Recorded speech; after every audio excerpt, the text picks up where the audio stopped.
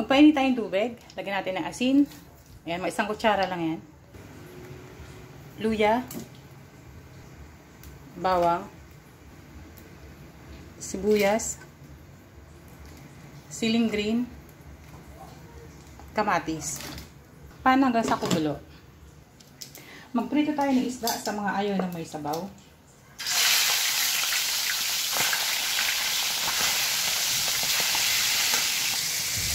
At ito kumukulo na. Kukunin ko yung kamatis. Dudurugin ko siya para makain.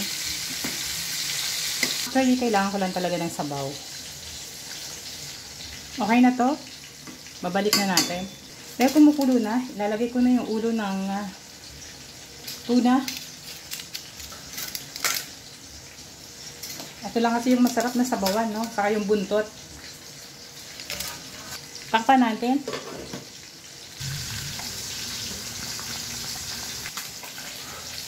Lagyan natin ang kalamansi.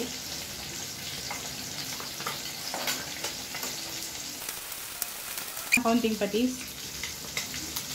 Kaunti lang. Saka betchin. Pampalasa. At ito na, paluto na yung ating pinaritong laman ng tuna.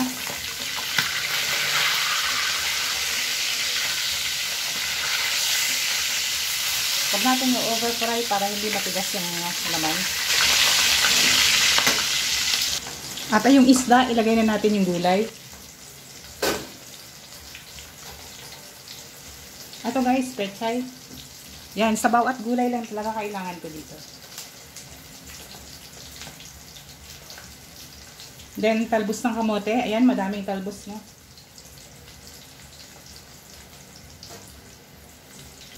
Yan, takpan natin ng mga 3 minuto. Hanguin ko na yung isda.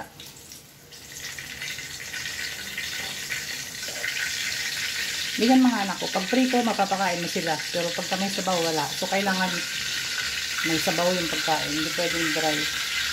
Okay na to. Okay na to. Huwag natin i-overcook yung gulay para makuha pa natin yung sustansya. O, diba? Sa isang buong tuna, yung ulo at buntot, sinabawan ko. Yung gitna, prito. So, ayan. Ayan, kain na tayo. Mas gusto ko sa ganito kasi yung kalamansi, yung pang-asim. Patayin na natin.